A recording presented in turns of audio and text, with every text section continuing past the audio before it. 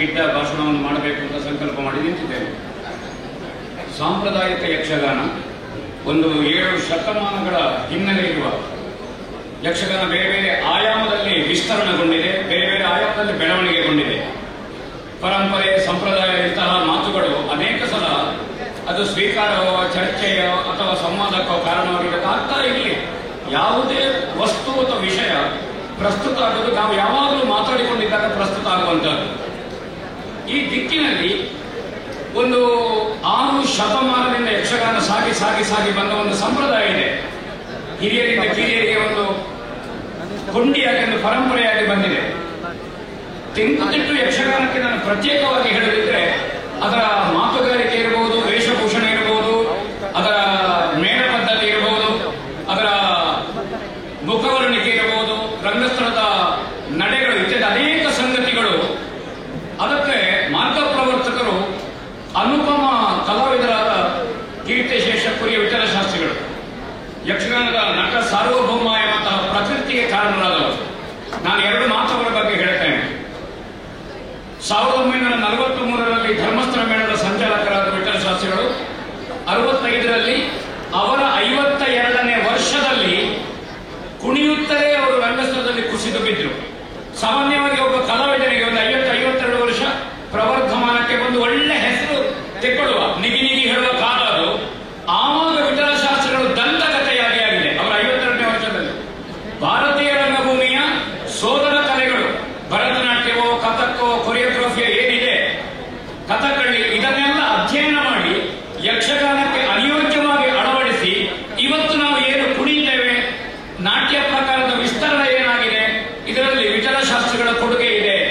ಈಗ ಬಹಳಷ್ಟು ಬೆಳೆದಿದೆ, ಬೆಳೆಯಬಾರದಷ್ಟು ಬೆಳೆದಿದೆ, ಬೆಳೆದು ಬೇಲಿ ದಾಟಿ ಹೋಗಿದೆ. ಅಷ್ಟು ಬೆಳೆದಿದೆ. ಬೇಲಿಯ ಹೊರಗಿದ್ದದ್ದು ಕೃಷಿ ಅಲ್ಲ, ಆವರಣ ಇಲ್ಲದಿದ್ದದ್ದು ಅರಣ್ಯ, ಆವರಣ ಇರುವುದು ಮಾತ್ರ ಕೃಷಿ. ಅದು ನಮಗೆ ಗೊತ್ತಿರಬೇಕು. ವಿಠಲಶಾಸ್ತ್ರಿಗಳು ಧರ್ಮಸ್ಥಳ ಹೆಗಡೆಯವರ ಆಶ್ರಯದಲ್ಲಿ ಧರ್ಮಸ್ಥಳ ಮೇಳದಲ್ಲಿ ತೆಂಕುತಿಟ್ಟು ಯಕ್ಷಗಾನಕ್ಕೆ ಹೊಸ ನೋಟವನ್ನು ಕೊಟ್ಟಿದ್ದಾರೆ.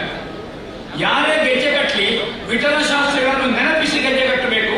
ವಿಠಲಶಾಸ್ತ್ರಿಗಳ ಕೊಡುಗೆಯನ್ನು ಕೊಡದೇ ಇರ್ತಿದ್ರೆ ಈ ತಿಟ್ಟಿನ ಒಂದು ಸೌಂದರ್ಯ ಸೊಬಗು ಹೇಗೆ ಇರ್ತಿತ್ತು ಅಂತ ನಮಗೆ ಕಲ್ಪಿಸಲಿಕ್ಕೆ ಬರುವುದಿಲ್ಲ.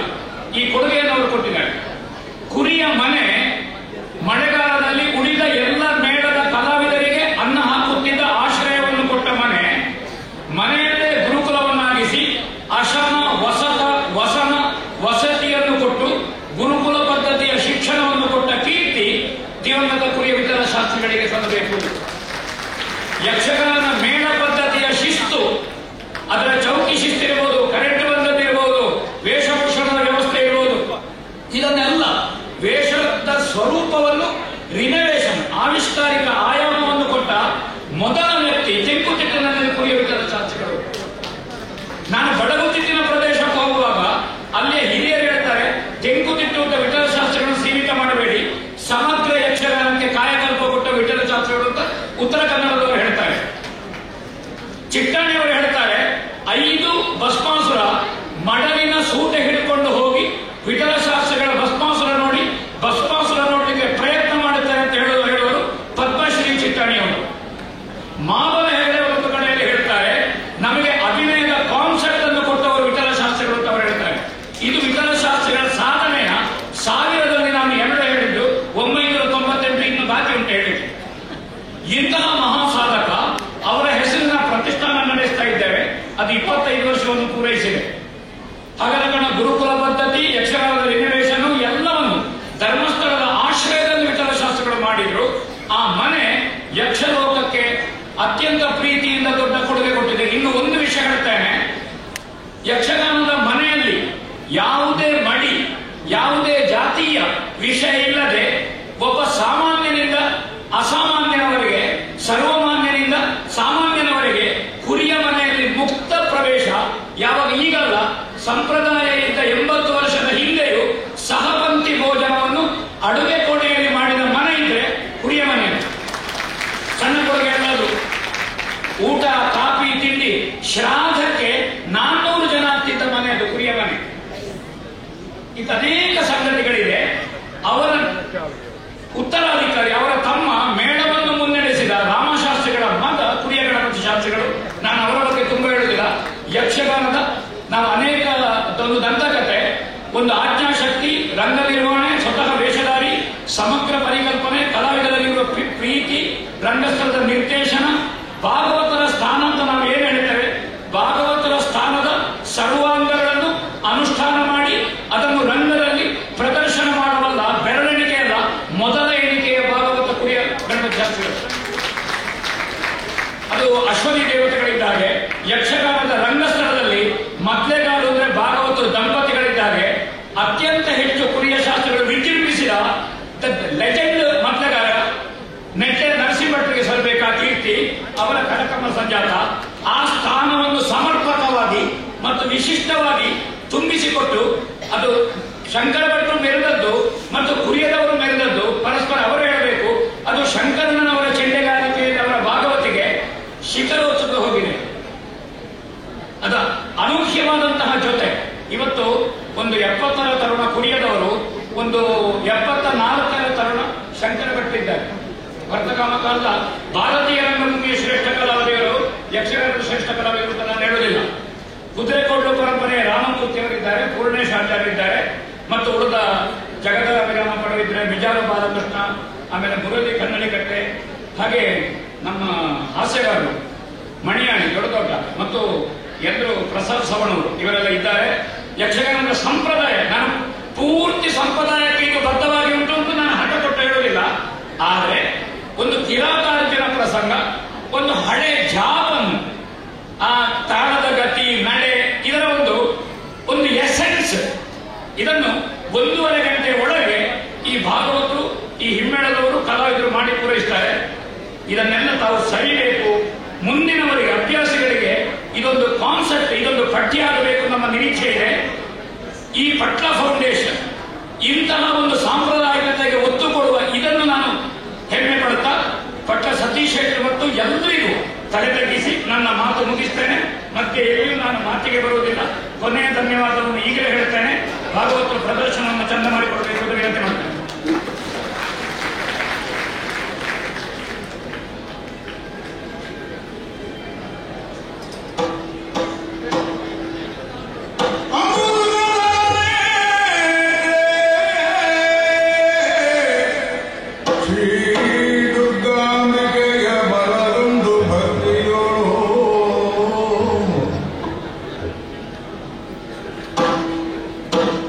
Because the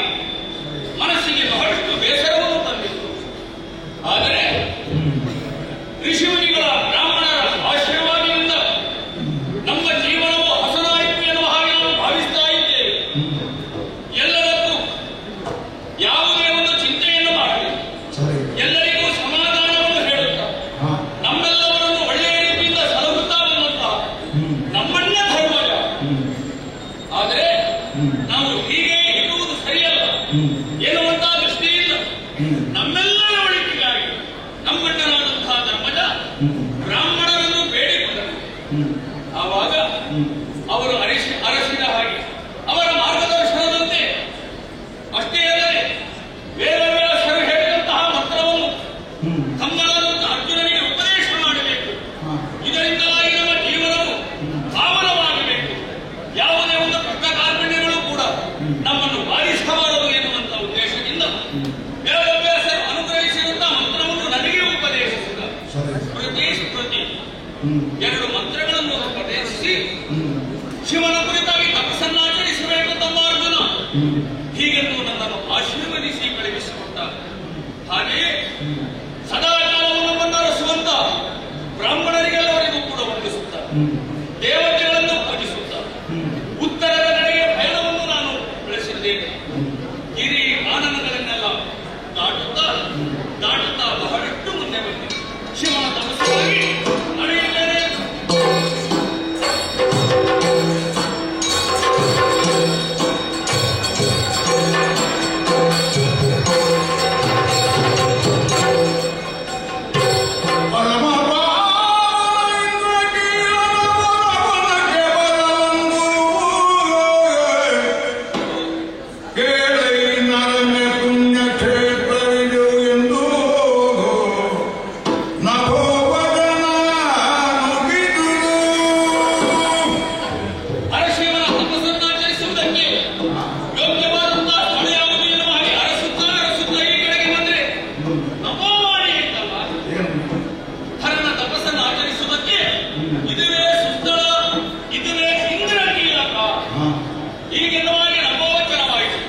ಆದ್ದರಿಂದ ಹಣವನ್ನು ಮಾಡುವುದು ಸರಿಯಲ್ಲ.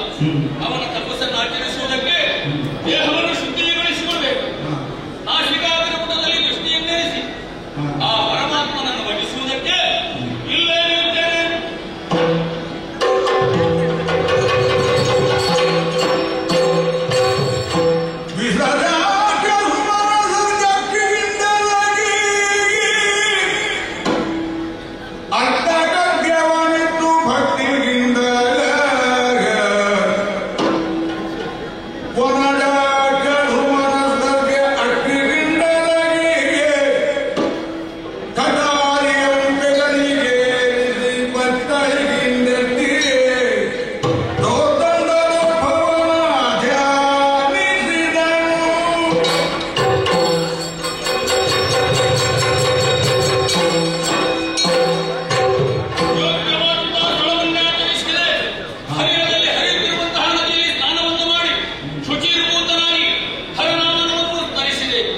ಅಷ್ಟೇ ಅಲ್ಲ, ದೇವತೆಗಳನ್ನು ಕೂಡ ವಂದಿಸಿಕೊಂಡಿದ್ದೇನೆ.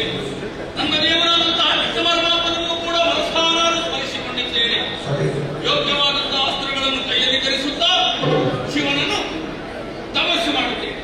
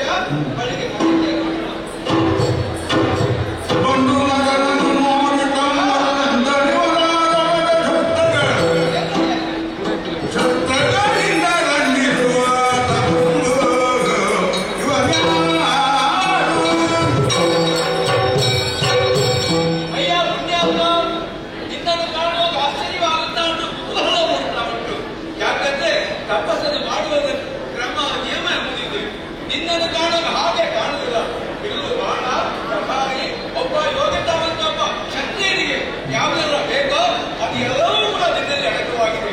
ಆದ ಕಾರಣ ಯಾರು ನೀನು ಯಾಕೆ ಬೇಕಾಗಿ ಇಲ್ಲಿಗೆ ಬಂದಿದ್ದಿ? ತಪಸ್ಸು ಮಾಡುವ ಕ್ರಮ ಇದು ಸರಿಯೇ? ಯಾಕೆ ಹೇಳುವೆಯ? ಉತ್ತರವನ್ನು ಕೊಡುವೆಯ? ಮಾತನಾಡೋದೇ ಬಾಯಿ ಮಣ ಮಣ ಮಣ ಹೇಳ್ತಾ ಇದ್ದಾರೆ. ಮಂತ್ರೋಚ್ಚಾರ ಸ್ಪಷ್ಟವಾಯಿತು.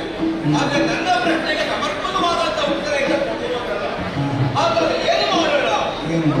ಇದು ಒಂದೇ. ಈ ದೂರದ ನೇರವಾಗಿ ಹೋಗಿ ಲಯಾಧಿಕಾರಿಗೆ ಹೇಳಬೇಕು. ಅಂತ ಪರಮೇಶ್ವರ ದೇವರು ಲಯ ಅಂದ್ರೆ ಏನು? ಕೊಲ್ಲುವುದು ತಗೊಳ್ಳ. ಈ ಪ್ರಪಂಚವನ್ನೇ ನಿಯಂತ್ರಣದಲ್ಲಿಡುವುದೇ ಲಯ ಅಂತ. ನಾವು ನಡೆಯೋದು ನಡೆಗೂ ಒಂದು ಲಯ ಇದೆ, ತಾಳಕ್ಕೂ ಒಂದು ಲಯ ಇದೆ. ಹಾಗಾದ್ರೆ ಇದಕ್ಕೆ ಸರಿಯಾದ ಪರಿಹಾರ ಕಾಣಬೇಕಂತಾದ್ರೆ ಕೈಲಾಸ ವಾಕ್ಯದಂತ ಆ ಪ್ರಭು ಪರಮೇಶ್ವರ ಹೊರತು ಬೇರೆ ಯಾರಿದ್ರೂ ಸಾಧ್ಯವಿಲ್ಲ. ನೇರವಾಗಿ ಅಲ್ಲಿಗೆ ಹೋಗ್ತೇವೆ. ಶಂಭೋ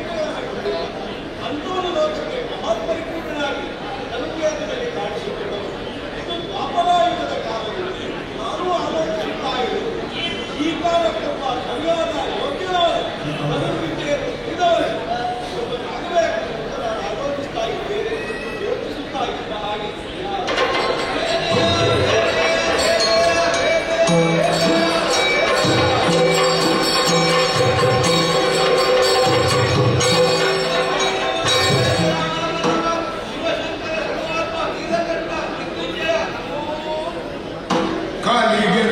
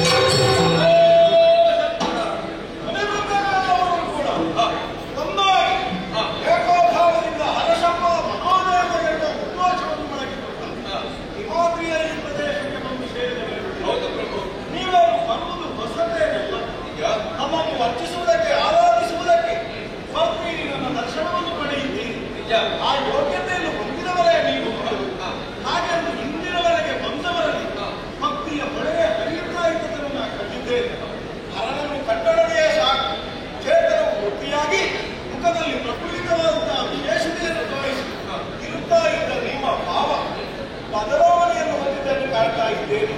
ನಿಜವೇ ಸತ್ತಿದ್ದೀನಿ, ಬಡವಾಗಿದ್ದೀನಿ. ನೋಡಿದ್ರೆ ದುಃಖದಿಂದ ಇದ್ದ ಹಾಗೆ ಕಾಣುತ್ತಾ ಉಂಟು. ಹೌದು, ನಿಮಗೆ ಈ ದುಃಖ ಬರುವುದೇ ಏನು ಕಾರಣ? ಇದ್ದ ಕಡೆಗೆ ಬರುವುದಕ್ಕೆ ಏನು ಕಾರಣ ಹೇಳ್ತೀರೋ?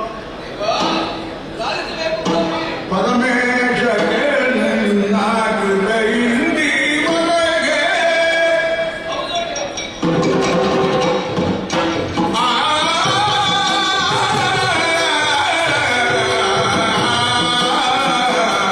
ಆ